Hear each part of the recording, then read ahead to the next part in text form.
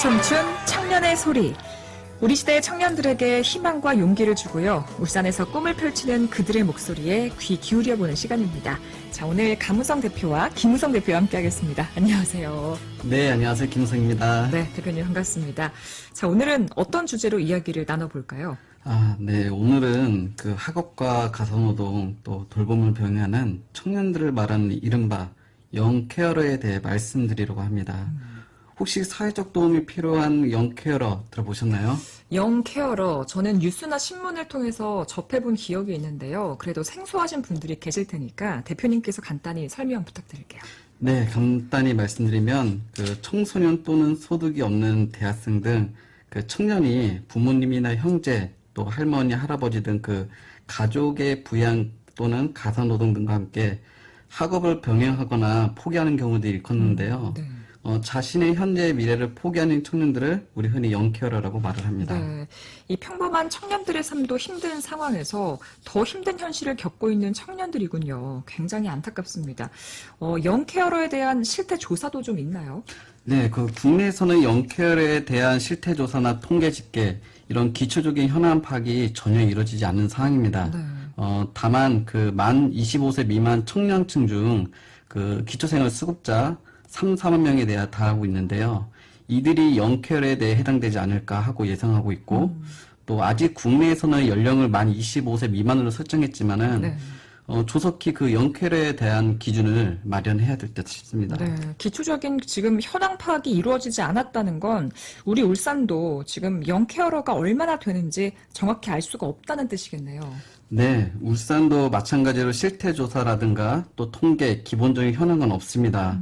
다만 울산에서도 만 25세 미만 청년층 중 기초생활수급자의 경우에는 2018년 526명, 2019년 459명, 2020년에는 472명으로 나타내고 있는데요.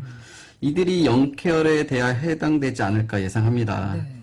그나마 청년 기초생활수급자는 조금씩 줄어들고 있어 다행이지만 이 영케어러에 대한 별다른 지원 정책이 없어서 속상한 마음뿐입니다. 네, 실태 조사가 좀 시급해 보입니다.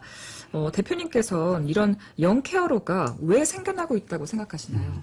네, 우선 그 고령화라든가 그다음에 저출산, 이 사회 전환과 밀접한 관련이 있는 것으로 생각합니다. 네. 일단은 첫 아이를 가지는 부모의 평균 연령이 과거에 비해서 좀 높고 또 부양의 의무가 지니는 자녀는 오히려 어려지고 있습니다. 네. 또 과거에는 부모가 아프면 여러 자녀가 돌아가면서 돌봄을 할 수 있었지만 이제는 한두 명의 자녀가 이를 오로지 감당해야 하고 있는데요. 한마디로 이 영케어러는 고령화 사회 또 저출산 시대의 변화로 인해서 생겨났다고 생각합니다. 그렇군요. 참, 이 사회적 기반이 약한 청년들이 가족까지 부양을 한다는 게 정말 쉬운 일이 아닐 텐데요. 그 작년에 뇌출혈로 쓰러진 아버지를 홀로 간병하다가 결국 아버지를 굶겨서 숨지게 한 20대 청년 사연도 떠오릅니다. 네, 그 아버지가 단둘이 사던 그 22살 대학생인데요. 네.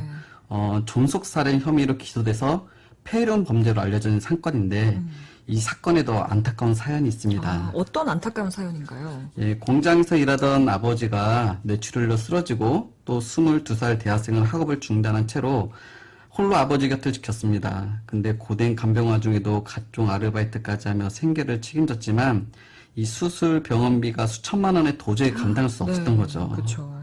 네, 또 급기야 월세는 물론이고 또 전기, 도시가스, 휴대전화도 끊기는 등 극심한 생활고가 계속됐습니다. 지속해서 힘든 생활고로 몸져놓은 아버지는 또 방문을 걸어 잠근 채 결국 죽음의 길을 택했고 20대 청년은 아버지가 쓰러지 8달 만에 비극의 모든 책임을 떠안고 구속됐습니다. 네, 그렇군요. 네, 더욱이 대한민국은 또 한 해 140조의 그 예산을 사용하고도 이런 안타까운 일들이 이루어지는 게 좀 믿기지 않습니다. 저도 믿기지가 않습니다. 이게 마냥 개인의 문제로만 볼 수 없다는 말씀이신데 그렇다면 지금과 같은 상황에서 대표님은 무엇부터 시작을 해야 한다고 생각하시나요? 일단은 우선 실태 조사를 통해서 네. 영케어러에 대한 인구를 파악하는 것이 제일 첫 번째 해야 할 일이고요. 네. 또 조사 결과 내용을 보고 청년들을 돕기 위한 지원책을 마련하고 또 노력해야겠죠. 또 아직 생소한 이 영케어러에 대한 인식을 높이기 위해서 홍보도 중요하고 관련 지원 조치가 하루빨리 마련해야 된다고 생각을 합니다. 네. 특히나 그 지자체에서는 하루빨리 관심을 두고 관련 내용에 대한 준비를 잘 해주셨으면 좋겠습니다. 그리고 극단적 상태에 내몰린 이 빈곤층의 젊은이들이 무너지지 않도록 지원하는 것이 또 어떻게 보면 국가의 당연한 책임이고 존재 이유라고 생각합니다. 맞습니다. 혹시 대표님도요, 이렇게 비슷하게 가족을 혼자 부양해 본 경험이 있으신가요? 저는 그 한부모 가정의 이제 자녀이기 때문에 네. 아주 잠시지만 그 어머니가 사고로 다치셔서 3개월 정도 제가 일과 학업을 병행하면서 동생과 함께 살았던 기억이 있는데요. 네.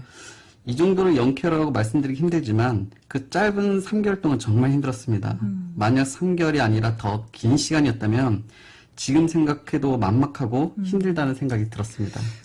어떻게 보면 고작 3개월인데 그렇게도 힘드셨는데 정말 영케어러 분들께서 얼마나 힘드셨을지 상상이 되지 않습니다.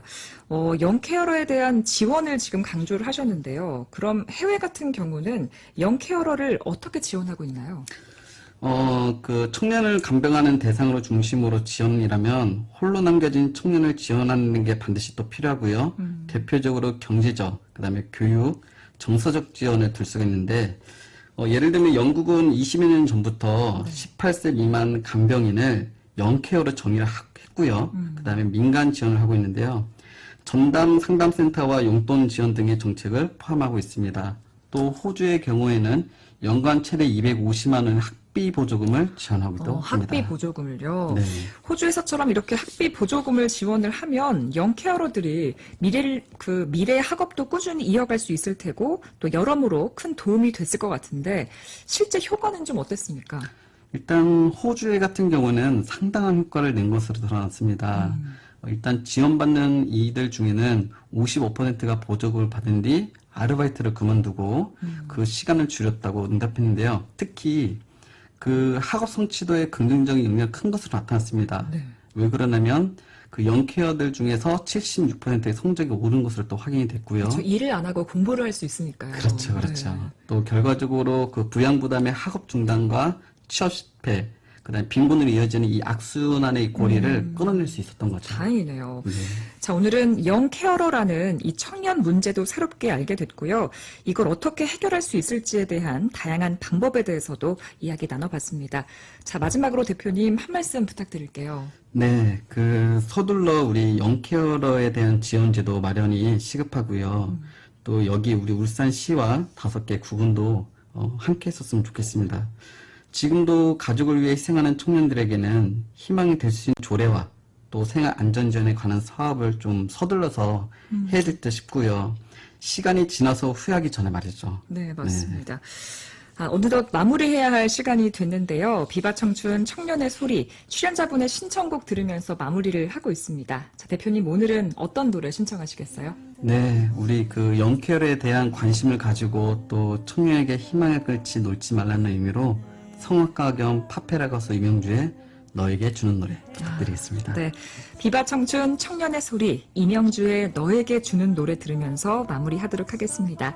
지금까지 울산 청년 정책 포럼 김우성 대표와 함께했습니다. 좋은 말씀 감사합니다. 네, 감사합니다.